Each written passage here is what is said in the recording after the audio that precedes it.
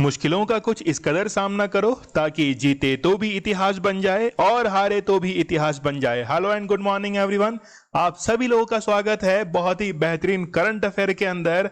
और आज नए महीने की शुरुआत होने जा रही है 1 जून 2021।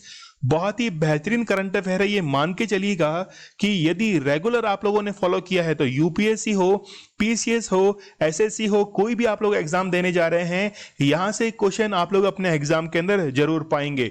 तो आप लोगों की कई बार क्वेरीज आती हैं कि सर आपने बोलते वक्त ये थोड़ी गलती कर दी है, भूटान की जगह आपने तिब्बत बोल दिया है। तो आपकी जो सारी क्वेरीज हैं वो दूर अब हो जाएंगे। आपकी कोई भी डाउट्स हैं वो आप मुझे इंस्टा पर मैसेज कर सकते हैं, टेलीग्राम पर मुझे फॉलो कीजिए। पीडीएफ और पीपीटी जो है वो आपको वहां पर प्रोवाइड हो जाएंगी। न्यूज़पेपर का एनालिसिस जो है वो भी आपके लिए वहां पे प्रोवाइड कराया जाएगा। तो आप लोग मुझे इंस्टा पर फॉलो कर सकते हैं। तो आपके जो भी डाउट्स हैं वो आप मुझे मैसेज करके पूछ सकते हैं। सबसे पहले हम लोग इंटरनेशनल और नेशनल न्यूज कवर कर लेते हैं। सीमा पर तेजी से सड़कें और पुल बना रहा है चीन। देखिए चीन जो है वो अपनी हरकतों से बाज नहीं आ रहा है। मैंने पहले भी आपको बताया है कि चीन ने 5 फिंगर पॉलिसी को अपना रखा है, जिसके तहत वो हथेली को मानता है तिब्बत, और उसकी 5 अंगुलियां हैं लद्दाख, उसके बाद में फिर नेपाल, सिक्किम, अरुणाचल प्रदेश और फिर इसके साथ में भूटान। तो 5 जो हैं ये 5 फिंगर पॉलिसी के तहत ये चलता है। तो इसलिए अरुणाचल प्रदेश के अंदर ये सड़कें और पुल जो है वो बना रहा है। तिब्बत को चीन प्रांत बनाने की कोशिश 1959 के अंदर निर्वासित सरकार कर दी गई थी वहां से तिब्बत की सरकार, और दलाई लामा को वहां से हटा दिया गया था। रिसेंटली आप लोगों ने एक व्यक्ति का नाम और सुना होगा, मतलब पद का नाम, वो है पंचन लामा। तो दलाई लामा से नीचे का एक पद होता है पंचन लामा, जो कि आगे जाकर दलाई लामा बनता है। चाइना ने उस व्यक्ति को किडनैप कर लिया था। वो महज और महज 6 वर्ष का था। लगभग 1990s की ये बात है जब चीन ने उस व्यक्ति को किडनैप किया था। अब जो है वो तिब्बत जो है उसको चीन अपना प्रांत बनाने की कोशिश कर रहा है। मैंने अभी 5 फिंगर पॉलिसी के बारे में आप लोगों को बताया है, तो वहां से आप लोग इस चीज को रिलेट कर सकते हैं। मेड इन चाइना ही है कोरोना वायरस, ये जो है वो अब 90% तक साबित हो चुका है, क्योंकि ब्रिटेन और नॉर्वे के जो साइंटिस्ट हैं उन्होंने ये पाया है कि कहीं ना कहीं ये जो है वो चीन की वुहान लैब से ही निकला है। ये तथ्य गलत हैं कि चमगादड़ से निकला है, उसके बाद में पेंगोलिन जो है उससे ये कोरोना वायरस उत्पन्न हुआ है, सी फूड मार्केट से ये उत्पन्न हुआ है। तो सारे तथ्य जो है वो साइंटिस्ट के द्वारा गलत बताए गए हैं। चीन की वुहान लैब के अंदर ही आर्टिफिशियली इन वायरसेस को बनाए गए, और उसके बाद में जब कंट्रोल नहीं हुआ तो चीन ने सारे डॉक्यूमेंट जो थे वो जला दिए थे। डुगोंग का भारत में 4 करोड़ वर्ष पुराना इतिहास। यूपीएससी के 2015 के पेपर के अंदर आप लोग जाके देखना, डुगोंग से रिलेटेड आपको क्वेश्चन मिल जाएगा। याद रखना कि मैं जो क्वेश्चन करवा रहा हूं आप लोगों को, उसमें सारा यूपीएससी का, पीसीएस का और जो भी वनडे एग्जाम लगते हैं सारे हम लोग कवर करेंगे। तो डुगोंग का भारत में 4 करोड़ वर्ष पुराना इतिहास है। आईआईटी रुड़की के जो साइंटिस्ट हैं उन्होंने अभी ये पता लगाया है कि 4 करोड़ वर्ष पुराना इतिहास है। डुगोंग एक मैमल है जो कि पाया जाता है इंडियन ओशियन के अंदर, और आईयूसीएन की वल्नरेबल लिस्ट के अंदर ये शामिल है। जलापूर्ति के लिए केंद्र ने जारी किए 6000 करोड़ रुपए। 15 राज्य और केंद्र शासित प्रदेश के अंदर जल शक्ति मंत्रालय के द्वारा 2024 तक नल से जल पहुंचाने का प्रण जो है लक्ष्य वो निर्धारित किया गया है। इसीलिए 6000 करोड़ रुपए की राशि जल आपूर्ति के लिए की गई है। क्वाड सैन्य गठबंधन नहीं, कुछ देशों की आशंका निराधार। देखिए सेना प्रमुख जो हैं उन्होंने ये कहा है कि क्वाड जो है वो कोई सैन्य गठबंधन नहीं है। हम लोग मिलिट्री एक्सरसाइज जरूर करते हैं लेकिन किसी देश को टारगेट नहीं करते। मतलब सीधा जो इशारा है वो चीन की तरफ है, क्योंकि चीन क्वाड को एशियन नाटो कहता है। इसीलिए भारत के सेना प्रमुख ने यह क्लियर कर दिया है कि यह कोई सैन्य गठबंधन नहीं है। ये जो गठबंधन बनाया गया है ये क्वाड्रिलैटरल है, मतलब इन देशों के बीच में फ्री ट्रेड एग्रीमेंट के लिहाज से ये बनाया गया है।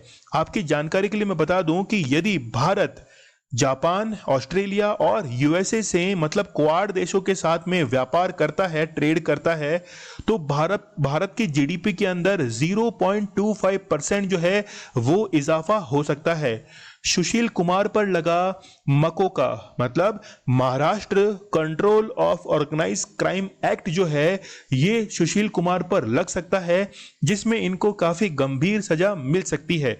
रिसेंटली आपको पता होगा कि छत्रसाल स्टेडियम के बाहर सागर धनखड़ की हत्या के केस में सुशील कुमार छिपते फिर रहे थे।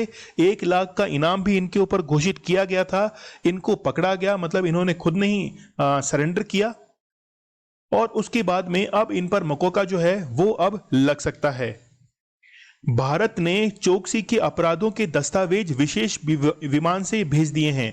ये अब कयास लगाए जा रहे हैं कि जल्दी मेहुल चोकसी भारत के अंदर अब लाया जाएगा। रिसेंटली आपको पता होगा कि एंटीगुआ से ये भाग गया था अपनी गाड़ी छोड़कर, और फिर ये मिला डोमिनिका में। वहां पर सागर के तट के किनारे ये कुछ डॉक्यूमेंट जो था वो फाड़ फाड़ के फेंक रहा था। फिर वहां की लोकल पुलिस ने इसको कैप्चर किया और इसकी पूरी तैयारी थी क्यूबा देश में भागने की, लेकिन डोमिनिका जो है उसने ये कहा कि इस पर कार्रवाई यहीं चलेगी और उसके बाद फिर इसको कहीं भेजा जाएगा। तो इसके डॉक्यूमेंट जो हैं वो विमान से भेजे गए हैं डोमिनिका के अंदर। बैंक ग्राहकों को फिर मिल सकती है मॉरेटोरियम की सुविधा। देखिए मॉरेटोरियम के अंदर क्या होता है कि जैसे आपने कोई लोन ले रखा है, उस पर जो भी आपकी किस्त जा रही है, उसकी जो अवधि है, ड्यूरेशन है, उसको आगे बढ़ा दिया जाता है कि आप कोविड के चलते आप अभी किस्त अपनी पे नहीं कर सकते, तो 3-4 महीने के बाद पे कर देना। लेकिन ध्यान रखना कि जब भी मॉरेटोरियम होता है तो ब्याज की जो राशि है, मतलब जो इंटरेस्ट है, उसको माफ नहीं किया जाता है। इंटरेस्ट हमेशा लगता रहता है और जब से वो किस्त शुरू होगी उसके बाद में वो इंटरेस्ट जो है वो पे करना पड़ता है। जून में उपलब्ध होगी टीके की 12 करोड़ डोज। देखिए भारत की जो जनसंख्या है ये आपको पता है 1 अरब 30 करोड़ के आसपास जनसंख्या है, और भारत के अंदर जो टीके का उत्पादन होता है वो केवल 25 लाख है। जबकि यदि जनसंख्या को कवर करना है तो लगभग 2.5 करोड़ जो है वो वैक्सीन का उत्पादन होना चाहिए। WHO ने ये कहा कि भारत यदि इसी हिसाब से, इसी रफ्तार से ये डोज लगाता रहा तो केवल दिसंबर 2021 तक 35% जनसंख्या को ही वो कवर कर पाएगा। स्टडी ग्लोज आप लोगों के लिए बहुत ही बेहतरीन कंटेंट लेके आता है। नॉलेज इज पावर, ये हमारी टैगलाइन है। तो आप लोग सबसे पहले ऐप डाउनलोड कीजिए और बहुत ही बेहतरीन कोर्स जो है वो हमारी एप्लीकेशंस के ऊपर अवेलेबल हैं। सबसे पहला क्वेश्चन हम लोग देख लेते हैं। देखिए क्वेश्चंस मेरे सेशन के अंदर आप लोगों को अदर जितने भी करंट अफेयर के सेशन चलते हैं उनसे डिफरेंट नजर आएंगे। ये चीज शायद आप लोगों ने गौर की होगी, लेकिन आप लोग देखना कि जब पेपर आपको मिलेगा एग्जाम में तो फिर देखा जाएगा कि जीत किसकी होती है। तो चलिए शुरू करते हैं। किस संस्था के वैज्ञानिकों ने रिसेंटली डुगोंग जो है ना, डुगोंग आपको पता है कि डुगोंग का भारत में 4 करोड़ वर्ष पुराना इतिहास बताया, तो वो है IIT रुड़की। IIT रुड़की के द्वारा ये बताया गया है कि डुगोंग जो मैमल है, बेसिकली ये मैमल है। अभी हम लोग डायग्राम के अंदर देखेंगे तो इसे क्या कहा जाता है, सी काऊ भी इसको कहा जाता है। याद रखना समुद्री गाय, सी काऊ जो है वो इसको कहा जाता है, और एक मैमल की कैटेगरी के अंदर ये आता है। देखिए इसकी जो है डुगोंग की वो टोटल 4 स्पीसीज पाई जाती है, लेकिन 3 जो हैं वो तो अब समाप्त हो चुकी हैं, खत्म हो चुकी हैं। केवल भारत के अंदर इसकी एक ही स्पीसीज जो है वो पाई जाती है, और वो कहां कहां पाई जाती है वो अभी हम लोग देख लेते हैं। लेकिन ये जो 4 करोड़ वर्ष पुराना इतिहास पता लगा, क्योंकि आप लोगों के मन में तो ये होगा कि इतिहास आखिरकार पता कैसे लगा है। देखिए गुजरात के अंदर कच्छ है, तो कच्छ के अंदर अवशेष मिले हैं, उन्हीं अवशेषों से ये पता लगा है कि डुगोंग का जो इतिहास है वो 4 करोड़ वर्ष पुराना है। कहां कहां पाया जाता है अभी मैप में इसको लोकेट कर लेते हैं। लेकिन ये जो डुगोंग है ये इंडियन वाइल्ड लाइफ जो एक्ट है, वाइल्ड लाइफ कंजर्वेशन एक्ट जो है, जो कि बनाया गया था 1972 के अंदर। ये ईयर आप लोग याद रखना काफी इंपॉर्टेंट है, और उसके तहत ही ये किसमें, ये शिकार जो है इसका प्रतिबंधन, ये शिकार जो है ये रेस्ट्रिक्ट है और IUCN की वल्नरेबल लिस्ट के अंदर ये शामिल है। तो देख लेते हैं, ये जो मैमल है वैसे साइज में काफी बड़ा होता है, लेकिन ध्यान रखना ये शुद्ध रूप से शाकाहारी है। ठीक है, शुद्ध शाकाहारी है। ठीक है, तो आप लोग याद रखना मैमल की कैटेगरी में है, शाकाहारी है, और छोटी मोटी मछलियां जो हैं ये इसके पीछे है। क्यों है? क्योंकि इसकी बॉडी के ऊपर जो भी हम लोग कह सकते हैं कि काई वगैरह जो जमा होती है उसको ये मछलियां खाकर साफ करती रहती हैं। चलिए यहां पे हम लोग इसकी लोकेशन जो है इसको थोड़ा सा देख लेते हैं। मेजर जो थ्रेट है इसका तो वो क्या है कि इसकी पोचिंग की जाती है, मतलब शिकार जो है वो की जाती है। इसके बाद में पॉल्यूशन जो है ये भी इसका एक मेजर थ्रेट है। आप लोगों ने देखा होगा कि जब भी मछलियों का शिकार किया जाता है तो जाल के अंदर ये डुगोंग जो है वो फंस जाते हैं, और शिकारी जो है मतलब मछली जो पकड़ते हैं मछुआरे, फिर वो इनको बाहर की ओर फेंक देते हैं, जिससे इनकी मृत्यु हो जाती है। तो अंडमान निकोबार जो है यहाँ पर इनका हैबिटेट है। एक बार हम लोग लोकेशन इनकी देख लेते हैं, देखिए कहां कहां पाया जाता है। सबसे पहले आप लोग देखिए कि यहां ये जो तट है यह है कच्छ का तट। ठीक है, फिर उसके बाद में ये यहां से लेकर यहां तक काठियावाड़ है। ठीक है, फिर यहां से लेकर और ये जो है ये कौन सा है, ये है कोंकण तट। ठीक है, कोंकण कोस्ट है, ये है मालाबार कोस्ट। तो सबसे पहले हम लोग वेस्टर्न की बात करें तो वेस्टर्न में देखिए क्वेश्चन कैसे बनता है कि डुगोंग जो है वो कहां कहां पाया जाता है। फिर वो आपको ऑप्शन देता है 1 2 3, 2 1 3, 2 1, ओनली 1, ऐसा। ठीक है, तो ये कहाँ कहाँ पाया जाता है? एक तो कच्छ की खाड़ी जो है, एक तो यहाँ पाया जाता है ऊपर से, फिर ये पाया जाता है कहाँ पर? मन्नार की खाड़ी के अंदर, है ना। तमिलनाडु के जो नजदीक है मन्नार की खाड़ी, यहाँ पर पाया जाता है। पाक जो वाटर स्टेट है यहाँ पे पाया जाता है। इसके बाद में अंडमान निकोबार जो है आइलैंड्स, वहाँ ये पाया जाता है। इसके साथ में ही यहाँ पे पश्चिम बंगाल के पास में जो चिल्का लेक है यहाँ पर भी कुछ एक जो है वो पाए जाते हैं, लेकिन मेनली अब जो है वो केवल और केवल मन्नार की खाड़ी के अंदर ही अब ज्यादातर देखने को मिलते हैं। ठीक है, तो लोकेशन हमने यहाँ पर देख ली है। यहाँ देखिए ये है उत्कल तट। उत्कल नाम कैसे पड़ा है? क्योंकि उड़ीसा जो है वो 1 अप्रैल को अपना उत्कल दिवस जो है वो मनाता है। फिर ये है कौन सा? उत्तरी सरकार तट। इसके बाद में यह है कोरोमंडल तट। ठीक है, एक इंटरेस्टिंग फैक्ट आप लोग को बताता हूं मैं कि मानसून जब एंटर करता है केरल के तट से तो वो 1 जून को यहां पर सबसे पहले स्ट्राइक करता है, 1 जून से 5 जून के बीच में, और सबसे पहले एंटर करता है वो मालाबार तट से, और फिर अंदर की ओर वो एंटर होना शुरू हो जाता है। यहां पर ये जो देख रहे हैं आप लोग कन्याकुमारी, यहां से मानसून जो है वो 2 पार्ट में डिवाइड हो जाता है। एक तो होती है अरब सागर की शाखा और एक होती है बंगाल की, बे ऑफ बंगाल की जो ब्रांच है उसके अंदर। ठीक है, फिर देखिए जब मानसून वापस लौटता है तो क्वेश्चन आता है कि कौन से तट पर वो बारिश करता है। तो आप लोग याद रखना जो कोरोमंडल तट है इस तट पर ये बारिश करता है। तो चलिए आगे बढ़ते हैं हम लोग। विश्व का पहला देश कौन सा है जिसने कीटोप्रोफिन दवा पर बैन लगा दिया? देखिए कीटोप्रोफिन जो ये मेडिसिन है ये किसको दी जाती है? ये पशुओं को दी जाती है। ठीक है, जो एनिमल्स हैं उनको दी जाती है ताकि ये दूध जो है मिल्क का प्रोडक्शन ज्यादा हो सके। तो किस देश ने बैन लगाया है? वो है बांग्लादेश। ठीक है, बांग्लादेश। अब आप लोग पूछेंगे कि सर बैन क्यों लगाया है? बैन इसलिए लगाया है क्योंकि जब मान लीजिए कि इस पशु की मृत्यु हुई है तो उस पशु को कौन खाएंगे? गिद्ध खाएंगे, और गिद्ध खाने के बाद गिद्ध की जो है वो मृत्यु हो जाएगी। इसीलिए इस कीटोप्रोफिन दवा पर क्या लगा दिया गया है? बैन लगा दिया गया है बांग्लादेश के द्वारा। डस्टलिक युद्ध अभ्यास किन 2 देशों के बीच किया जाता है? तो आप लोग याद रखना, एक तो है भारत और एक है उज्बेकिस्तान। ठीक है, उज्बेकिस्तान। लेकिन इंपॉर्टेंट ये है कि ये हुआ कहां पर है? वेयर जो है ये कहां पर हुआ है? तो ये हुआ है उत्तराखंड के अंदर। याद रखना, उत्तराखंड के अंदर डस्टलिक युद्ध अभ्यास जो है मिलिट्री एक्सरसाइज वो भारत और उज्बेकिस्तान के बीच में आयोजित की गई है। दूसरा क्वेश्चन देखिए, किस भारतीय छात्र को यूएई का गोल्डन वीजा दिया गया है? तो आप लोग याद रखना यहाँ पे तस्नीम असलम जो है इनको दिया गया है, और ये कहां के रहने वाले हैं?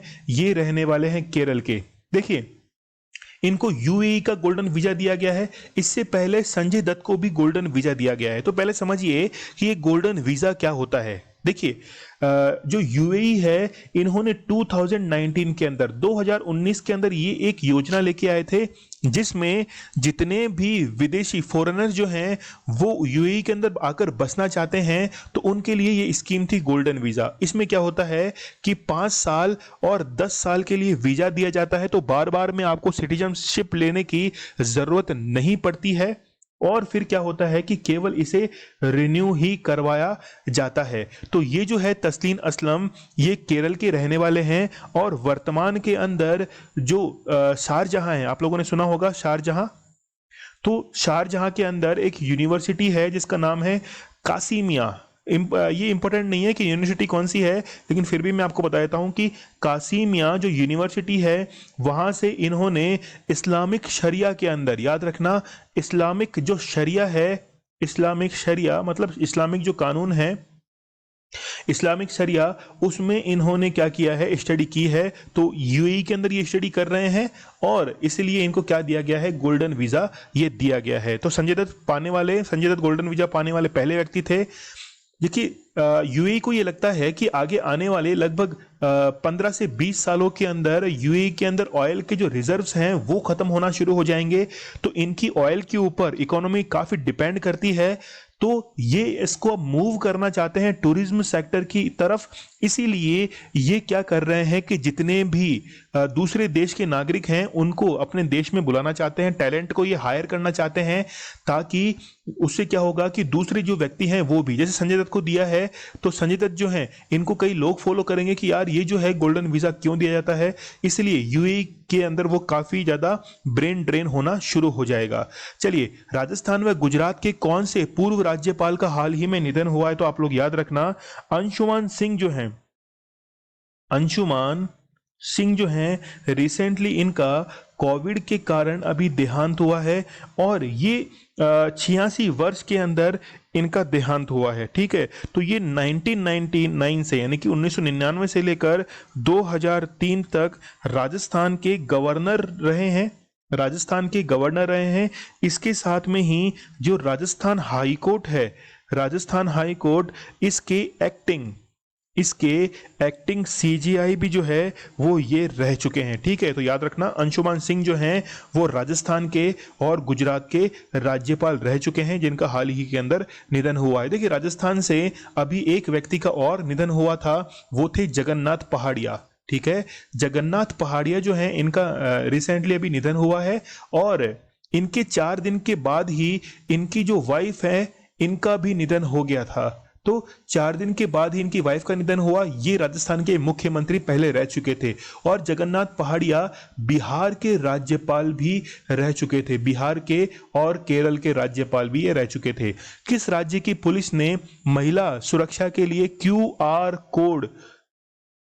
कोड कंप्लेंट सिस्टम को लॉन्च किया है, तो आप याद रखना तेलंगाना की जो पुलिस है, तेलंगाना की जो पुलिस है उन्होंने महिलाओं की सुरक्षा के लिए क्यूआर कोड मतलब क्विक रेस्पॉन्स कोड जो है उसको लॉन्च किया है, ताकि किसी भी महिला को प्रॉब्लम हो तो वो बस स्टैंड, रेलवे स्टेशन, जहां पर भी ये कंप्लेंट का स्टिकर लगा हुआ है उसको स्कैन करते ही कंप्लेंट जो है वो पुलिस स्टेशन के अंदर पहुंच जाती है। ठीक है, तो जितने भी गवर्नमेंट प्लेसेस हैं वहां पर इनको अटैच किया गया है। चलिए अगला बढ़ते हैं, बहुत ही इंपॉर्टेंट क्वेश्चन है, वनडे जो एग्जाम होते हैं वहां पर ऐसे क्वेश्चन जरूर पूछे जाते हैं।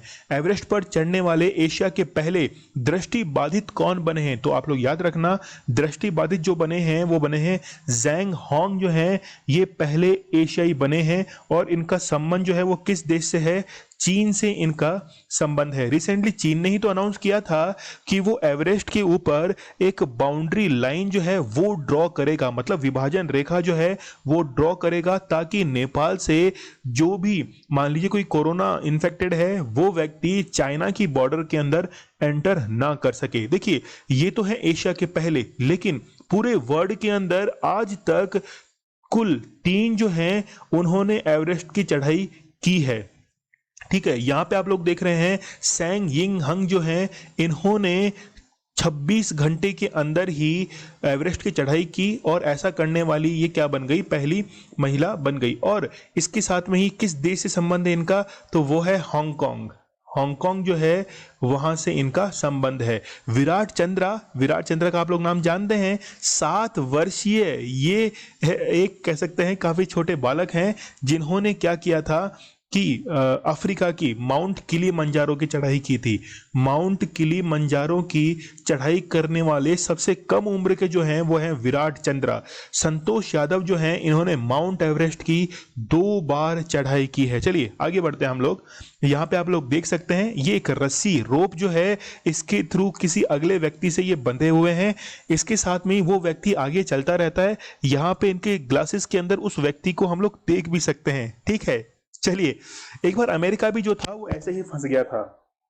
अमेरिका जो था वो ऐसे ही फंस गया था कि उन्होंने कुछ एस्ट्रोनॉट जो थे उनकी तस्वीर दिखाई थी और उस तस्वीर के अंदर यूएसए का फ्लैग जो था वो लहराता हुआ दिखाई दे रहा था। फिर उनसे पूछा गया कि मून के ऊपर तो कोई हवा है ही नहीं, तो वहां पे फिर ये फ्लैग जो है वो आपका कैसे लहरा रहा था। तो इस क्वेश्चन के पीछे अमेरिका जो था वो यूएसए वो फंसता हुआ दिखाई दे रहा था। तो चलिए बढ़ते हम लोग आगे, हिम्मत की दाद देनी पड़ेगी। तो देखिए यहां पर जब भी एवरेस्ट की चढ़ाई की जाती है तो जो बेस कैंप है, बेस कैंप इसकी ऊंचाई देखिए 5364 मीटर है।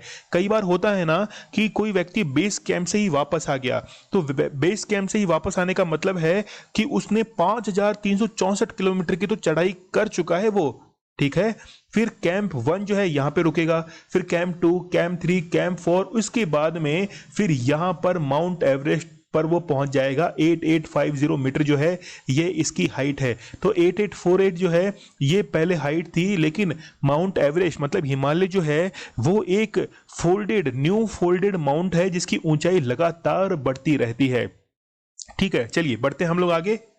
सुपर 75 स्कॉलरशिप किस राज्य सरकार के द्वारा लॉन्च की गई है? तो आप लोग याद रखना, जम्मू एंड कश्मीर के द्वारा ये शुरू की गई है, गर्ल्स के लिए शुरू की गई है सुपर 75। इसमें क्या होता है कि जितने भी गरीब परिवार हैं उनकी प्रतिभाशाली जो भी लड़कियां हैं उनको स्कॉलरशिप देने की जो योजना है सुपर 75, ये जम्मू कश्मीर की है। शायद आप लोग समझ ही गए होंगे इसके बारे में। अच्छा, एक चीज मैं और बताता हूं, आप लोगों ने एक योजना और सुनी होगी, तेजस्विनी योजना।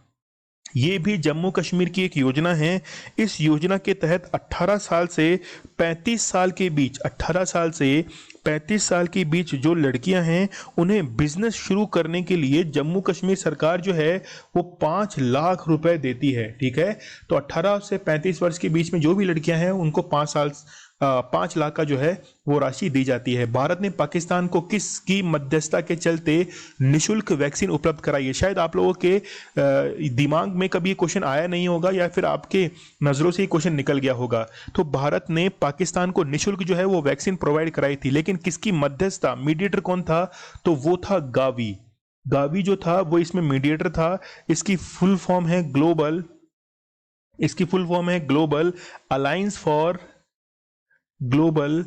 Alliance for vaccines. ठीक है, ये इसकी फुल फॉर्म है, वैक्सीन एंड इम्यूनाइजेशन। ठीक है, इम्यूनाइजेशन ये इसकी फुल फॉर्म है। तो गावी जो है वो एक इंटरनेशनल ऑर्गेनाइजेशन है जिसके तहत ये वैक्सीन जो है वो पाकिस्तान को उपलब्ध कराई गई है। और वो वैक्सीन किसकी थी? वो थी कोविशील्ड की। ठीक है, वो थी कोविशील्ड की। तो मैं हिंदी में लिखता हूं तो कोई प्रॉब्लम तो नहीं है आप लोगों को कि सर इंग्लिश में लिखिए, लेकिन आप लोगों को ये बात समझ में तो आती है जो मैं पढ़ाता हूं। चलिए देखिए, एक WHO का कोवैक्स मिशन भी है। WHO का एक कोवैक्स, ठीक है, एक कोवैक्स जो है ये मिशन है जिसके तहत निशुल्क जो है वो वैक्सीन दी जाती है, फ्री ऑफ कॉस्ट। और ऐसी वैक्सीन पाने वाला जो पहला देश बना था वो कौन सा था? वो था घाना। चलिए आगे बढ़े हम लोग। हाल ही में जडेजा वंश के अंतिम शासक का निधन हुआ है, इनका नाम क्या है? तो प्रगमाल सिंह सेकंड जो हैं ये इनका नाम है। और ये कहाँ के शासक थे? गुजरात के ये शासक थे। गुजरात के जडेजा जो डायनेस्टी है इसकी ये शासक रहे हैं, या हम लोग कहें कि कच्छ जो है गुजरात के अंदर कच्छ, तो कच्छ के ये शासक रहे हैं। इनका जो जन्म था वो 3 मई 1936 को हुआ था और अब जो है इनकी मृत्यु हुई है। इनकी कोई भी संतान नहीं है और इनकी जो मृत्यु है वो कोविड-19 के कारण हुई है। ठीक है, तो ये किस चीज के समर्थन में थे? जैसे देखिए, आप लोगों को पता होगा भुज, तो भुज जो है वो गुजरात का एक डिस्ट्रिक्ट है। ये भुज को एक अलग राज्य बनाना चाहते थे कि भुज जो है वो एक अलग राज्य बनना चाहिए। तो अंतिम शासक का नाम आप लोग याद रखना, परगमाल सिंह सेकंड जो है, इनका नाम पृथ्वीराज सिंह भी था। चलिए आगे बढ़ते हैं। यहाँ पे आप लोग फोटो देख सकते हैं, इनकी फोटो है परगमाल सिंह सेकंड की।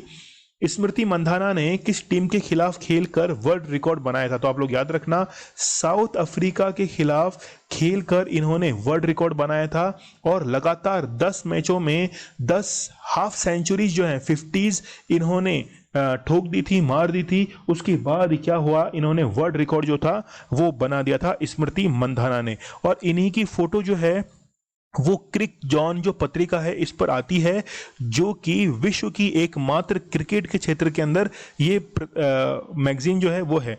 यूरोप महाद्वीप का पहला देश कौन सा है जिसने अंतरिक्ष में मिलिट्री एक्सरसाइज शुरू की है? बहुत ही इंपॉर्टेंट क्वेश्चन है, याद रखना, ये किसी ना किसी एग्जाम में आपको जरूर देखने को मिलेगा। तो इसका जो आंसर है ये क्या है? फ्रांस ने सबसे पहले ये मिलिट्री एक्सरसाइज शुरू की है। यूरोप का पहला देश है, लेकिन विश्व के अंदर ये कौन सा है? तीसरे नंबर का देश है। देखिए, ये जो मिलिट्री एक्सरसाइज शुरू की है इसका एक नाम भी दिया गया था। नाम जो है वो है एस्टर एक्ट मिलिट्री एक्सरसाइज। याद रखना, एस्टर एक्ट मिलिट्री एक्सरसाइज जो है ये इसका नाम है, एस्टर एक्ट मिलिट्री एक्सरसाइज। अब देखिए कि इस एक्सरसाइज के अंदर हुआ क्या।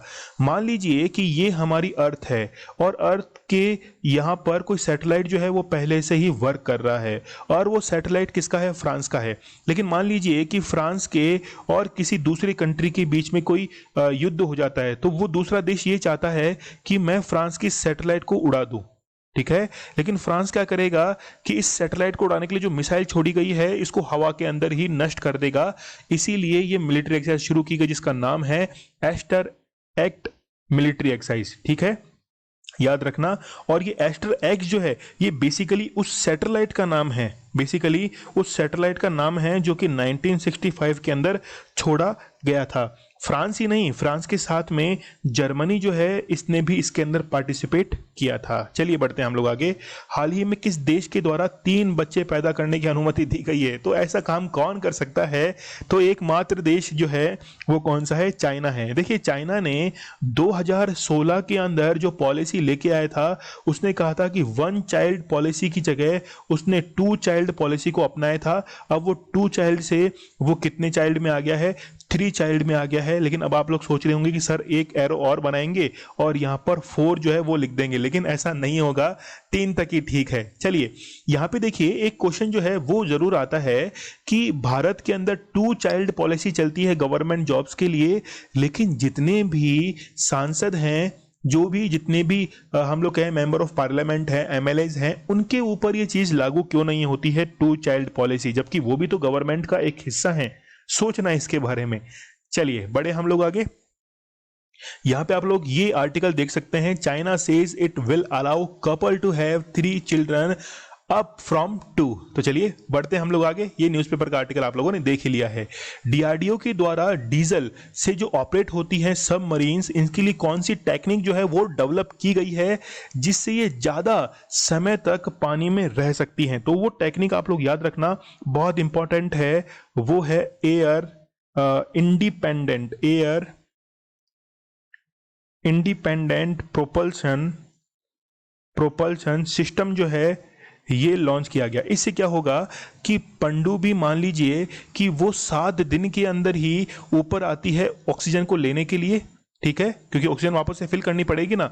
लेकिन अब क्या है कि वो 1 महीने तक तो अधिक समय हो गया ना, तो 1 महीने तक वो उसको क्या होगा कि एक बार ही आना पड़ेगा। और देखिए पनडुब्बी जो है यानी कि सबमरीन जो है वो 2 तरह की होती हैं, एक तो होती है डीजल ऑपरेटेड और एक होती है न्यूक्लियर सबमरीन, ठीक है। लेकिन ये किसके लिए है? एयर इंडिपेंडेंट प्रोपल्शन सिस्टम, ये है डीजल के लिए। देखिए सबसे पहले क्या हुआ कि जैसे हम लोग कहें कि आप लोगों ने एक पनडुब्बी का नाम सुना होगा, आईएनएस कलवरी। तो आईएनएस कलवरी जो है इसको निर्मित किया गया है प्रोजेक्ट 75I के तहत, और इसी INS कलवरी के अंदर ये जो सिस्टम है एयर इंडिपेंडेंट प्रोपल्शन सिस्टम जो है इसको सबसे पहले इस्तेमाल किया गया था। आई होप आप लोगों को ये चीज़ें समझ में आ रही होंगी। तो आप जो है वो कंटिन्यूअस नज़र बनाए रखिए, बहुत ही बेहतरीन करंट अफेयर मैं आप लोगों को कवर करवाने वाला हूँ, कहीं मिलेगा नहीं ऐसा। चलिए बढ़ते हैं हम लोग आगे। एक भी क्वेश्चन एग्जाम के अंदर छूटने नहीं दूंगा, याद रखना। चीन अपने अंतरिक्ष स्टेशन पर कितने अंतरिक्ष यात्री को भेजेगा? तो वो जो है वो 3 अंतरिक्ष यात्रियों को वहां पे भेजने वाला है। देखिए ये जो घोषणा है ये आप लोगों ने सुना होगा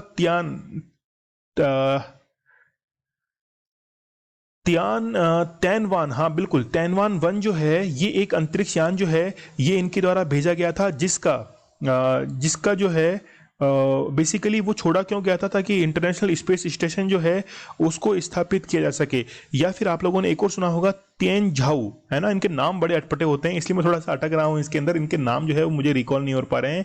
तिएनझाऊ जो है, तिएनझाऊ 2, ठीक है, तिएनझाऊ 2 जो है ये एक इनका अंतरिक्ष यान था, और इसमें क्या हुआ कि इस यान के द्वारा ही 3 अंतरिक्ष यात्री जो हैं वो भेजे जाएंगे, जो कि इनके लिए फूड लेके जाएंगे, कई इक्विपमेंट जो हैं वो लेके जाएंगे, फ्यूल सिस्टम जो है वो लेके जाया जाएगा। तो रिसेंटली जो है चीन अपने अंतरिक्ष स्टेशन पर कितने भेज रहा है?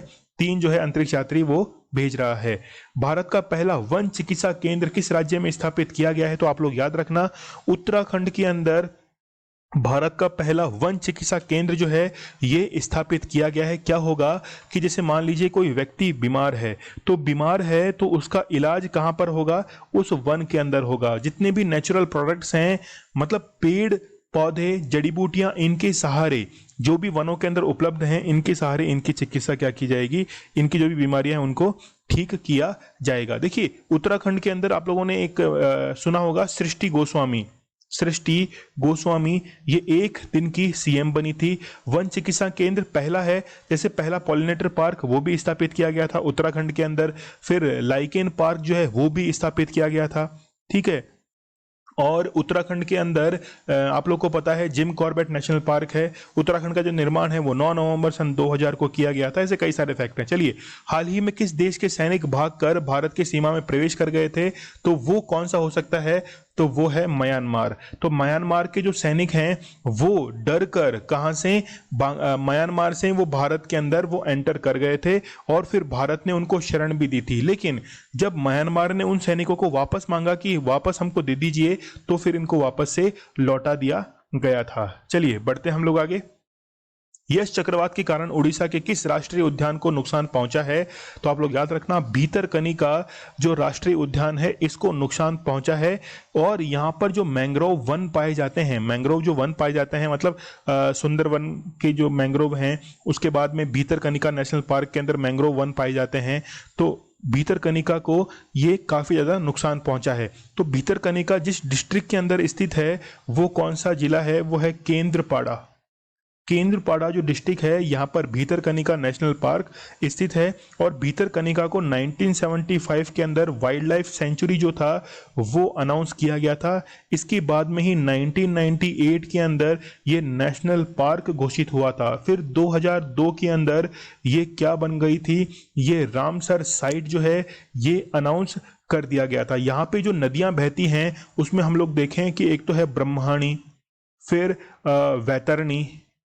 वैतरणी नदी है, इसके बाद में धामरा नदी भी जो है वो भी यहाँ पे बहती है। इसके बाद में पाठशाला नदी ये भी यहाँ पर बहती है, ठीक है। तो कई बार एग्जाम में क्वेश्चन आ जाते हैं कि वैतरणी नदी जो है वो किस राज्य में या फिर किस नेशनल पार्क से गुजरती है। तो बाकी 3 जो ऑप्शन देख रहे हैं, सिमलीपाल देख रहे हैं, देब्रीगढ़ देख रहे हैं, फिर चिल्का जो है, ये सारे कहाँ पर हैं? उड़ीसा के अंदर ही स्थित है। यश जो नाम रखा था, मतलब यास चक्रवात है, बेसिकली यास है ये, तो यास जो चक्रवात नाम रखा गया था ये ओमान के द्वारा रखा गया था, ओमान। तो यास चक्रवात से पहले जो चक्रवात आया था वो कौन से आया था? वो आया था तोकते जो चक्रवात आया था वो किसके द्वारा रखा गया था? वो म्यांमार के द्वारा नाम रखा गया था। अब यदि यास से आगे कोई तूफान आता है तो उसका नाम क्या होगा? उसका नाम होगा गुलाब। और वो किसके द्वारा रखा जाएगा? पाकिस्तान के द्वारा नाम रखा जाएगा। चलिए, यहाँ पे हम लोग भारत के एरिया वाइज सबसे बड़ा नेशनल पार्क है कौन सा? हेमिश नेशनल पार्क, जो कि जम्मू कश्मीर में स्थित है। फिर राजस्थान का दूसरा आता है डेजर्ट नेशनल पार्क।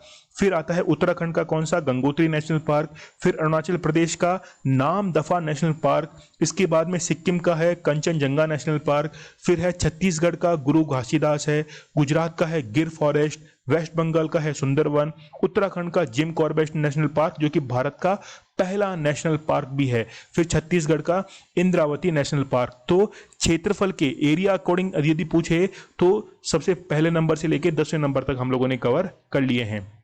आईपीएल 2021 का आयोजन किस देश में होने जा रहा है? तो आप लोग याद रखना, यूएई के अंदर ये ऑर्गेनाइज कराया जा रहा है। 19 सितंबर से ये शुरू होने जा रहे हैं। कुल 31 मैच जो हैं ये इसके अंदर खेले जाएंगे। भारत और बांग्लादेश के बीच हाल ही में कौन सा ब्रिज निर्मित किया गया? तो आप लोग याद रखना, मैत्री ब्रिज जो है इसको निर्मित किया गया है। और एक नदी बहती है त्रिपुरा के अंदर जिसका नाम है फैनी नदी। फैनी रिवर जो है त्रिपुरा में बहती है और ये फिर बांग्लादेश में प्रवेश करती है। इसी के ऊपर ये मैत्री सेतु जो है भारत बांग्लादेश के बीच 1.9 किलोमीटर का निर्मित किया गया है। इंडियन ब्रॉडकास्टिंग फाउंडेशन का नाम बदलकर क्या कर दिया गया है? तो आप लोग याद रखना, Indian broadcasting and digital foundation कर दिया गया है। और इसके जो अध्यक्ष हैं वो अध्यक्ष हैं के माधवन जो है ये इसके अध्यक्ष हैं। अब नाम बदलने से क्या होगा? नाम बदलने से ये होगा कि जितने भी ओटीटी प्लेटफॉर्म्स हैं, जैसे आप लोग वेब सीरीज वगैरह देखते हैं, तो वहां पे क्या होता है कि एक ऑफेंसिव लैंग्वेज जो है वो यूज की जाती है, तो उस पर किसी का कंट्रोल नहीं है। तो उसको भी अंडर में लाने के लिए कि वहां पर ऐसा कुछ ना हो, इसीलिए Indian broadcasting and digital foundation जो है वो नाम बदल दिया गया है। किसका? इंडियन ब्रॉडकास्टिंग फाउंडेशन का। इससे ओटीटी प्लेटफॉर्म जो है वो भी इसके अंदर आना शुरू हो जाएंगे। इस बार अंतर्राष्ट्रीय महिला दिवस की थीम क्या है? बहुत इंपॉर्टेंट है। अंतर्राष्ट्रीय महिला दिवस मनाते कब हैं? तो वो आता है 8 मार्च को। और इसी दिन किस राज्य की मुख्यमंत्री का बर्थडे होता है? तो वो है राजस्थान की मुख्यमंत्री वसुंधरा राजे का बर्थडे होता है 8 मार्च को। तो इसकी जो थीम है वो थी वुमेन इन लीडरशिप। याद रखना, कई बार एग्जाम में क्वेश्चन आता है ये वुमेन इन लीडरशिप, ठीक है, इन लीडरशिप जो है ये इसकी थीम रही थी। देखिए, पहली बार जो मनाया गया था वो 8 मार्च को मनाया गया था, मतलब डेट जो है वो है 8 मार्च 1911 को। 1911 के अंदर ये मनाया गया था। जर्मनी है, फिर ऑस्ट्रेलिया है, स्विट्जरलैंड है, डेनमार्क है, इनके द्वारा मनाया गया था। और 1975 के अंदर यूएन ने सबसे पहले इसे आधिकारिक तौर पर मनाने का निर्णय किया था। अंतर्राष्ट्रीय पुरुष दिवस कब मनाया जाता है? ऐसे क्वेश्चंस के अंदर हम लोग एग्जाम में क्या है फंस जाते हैं। तो 19 नवंबर को अंतर्राष्ट्रीय पुरुष दिवस जो है वो मनाया जाता है। हाल ही में कोरोना का हाइब्रिड वेरिएंट किस देश में देखने को मिला है? तो आप लोग याद रखना, वियतनाम के अंदर देखने को मिला है। देखिए, भारत के अंदर जो वेरिएंट देखने को मिला था उसका नाम था B.1.167, ठीक है, ये तो भारत के अंदर देखने को मिला था। और यूके के अंदर जो देखने को मिला था वो था B.117, ये कहां पर मिला था? यूके के अंदर। तो इन दोनों को मिलाकर एक हाइब्रिड बना है और वो हाइब्रिड जो वेरिएंट है वो कहां पे पाया गया है? वियतनाम के अंदर पाया गया है, ठीक है। तो ये वेरिएंट, ये जो है हाइब्रिड म्यूटेट कैसे करते हैं, यहां पे आप लोग समझिए कि ये कोरोना वायरस है, ठीक है। तो ये जो है ये तो इसकी इंटरनल स्ट्रक्चर है, इसके अंदर आरएनए जो है वो सिंगल हेलिकल पाया जाता है। इसका जो जेनेटिक मटेरियल है वो है आरएनए सिंगल हेलिकल। अभी एक एग्जाम लगा था, उसमें केवल ये पूछा गया था कि कोरोना जो है उसका जेनेटिक मटेरियल क्या है, ठीक है। तो इसके ऊपर ये स्पाइक देख रहे हैं आप लोग, ये जो स्पाइक देख रहे हैं ये किसके बने होते हैं? ये प्रोटीन के बने होते हैं। अब देखिए कि अब ये म्यूटेंट कैसे करेंगे। म्यूटेंट करने के लिए ये जो स्पाइक हैं इनके ऊपर आप देखिए छोटी छोटी जड़ें सी आपको दिख रही होंगी, ठीक है। म्यूटेंट करने का मतलब आप लोग सीधा सीधा समझिए, जैसे मान लीजिए ये हमारी स्किन है, स्किन के ऊपर, स्किन जो है यहाँ पे हमारी सेल्स रहती हैं, ठीक है, कोशिकाएं रहती हैं, सेल्स रहती हैं। अब मान लीजिए कोरोना वायरस आया है, इसके ऊपर ये स्पाइक है, तो ये क्या करेगा, इस सेल के अंदर एंटर होने की कोशिश करेगा। ये जो स्पाइक हैं यही इसके साथ में अटैच हो जाते हैं, और जब अटैच हो जाते हैं तो फिर ये अपने कई रेप्लिका जो है वो बनाना शुरू कर देता है, मतलब फोटोकॉपी जो है वो करना शुरू कर देता है। और जब फोटोकॉपी करता है तो कुछ कॉपी जो है वो बिगड़ जाती हैं, मतलब जैसी बननी चाहिए वैसी बनती नहीं है, और उससे क्या है कि एक नया वायरस ही क्रिएट होना शुरू हो जाता है। इसे ही कहा जाता है क्या, कि उसने म्यूटेशन कर लिया है। थोड़ा सिंपल लैंग्वेज में मैंने आप लोगों को बता दिया है। तो स्पाइक प्रोटीन जो है वो उसमें चेंजेस होने लगते हैं। देखिए, एक बहुत ही बेहतरीन मैं आपको बात बताता हूं। एक तो अपने पास में है कोवैक्सीन, ठीक है, और एक है कोविशील्ड। इन दोनों में डिफरेंस क्या है? देखिए, कोविशील्ड को जो निर्मित किया गया है वो इन स्पाइक प्रोटीन को मिलाकर फिर बॉडी के अंदर एंटीबॉडीज डेवलप की जाती हैं। तो ये तो है बेसिक किसका, कोविशील्ड का। और कोवैक्सीन जो है इसका बेसिक ये है कि इनका जो जेनेटिक मटेरियल है, मतलब ये जो आरएनए सिंगल हेलिकल पाया जाता है, तो कोरोना का जेनेटिक मटेरियल को यूज करके फिर बनाया गया है। किसको?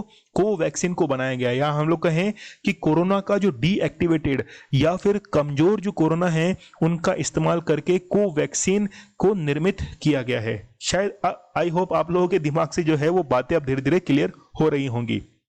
यहां पे देखिए कि वियतनाम की लोकेशन आप लोग देख रहे हैं, तो वियतनाम जो है इससे इसकी जो बाउंड्री है उसके बाद में ही यहां पर ये 9 डैश लाइन शुरू हो जाती है।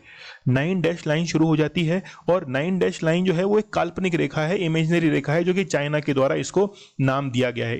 तो चीन जो है वो इसमें अपना अधिकार मानता है। तो अनक्लोज के अकॉर्डिंग यहां पे देखिए UNCLOS, तो अनक्लोज ये कहता है कि 200 नॉटिकल मील तक, एक नॉटिकल मील में होते हैं 1.852 जो है किलोमीटर ये होते हैं, और इसके अकॉर्डिंग 200 नॉटिकल मील तक किसी देश की समुद्री सीमा होती है। इसके तहत पार्सेल्स जो आइलैंड हैं ये वियतनाम और चाइना के बीच में इसी कारण क्या रहे थे, विवादित रहे थे। चलिए, आजादी के 75 वर्ष पूर्ण होने पर कौन सा महोत्सव मनाया जाएगा? तो मनाया जाएगा कौन सा?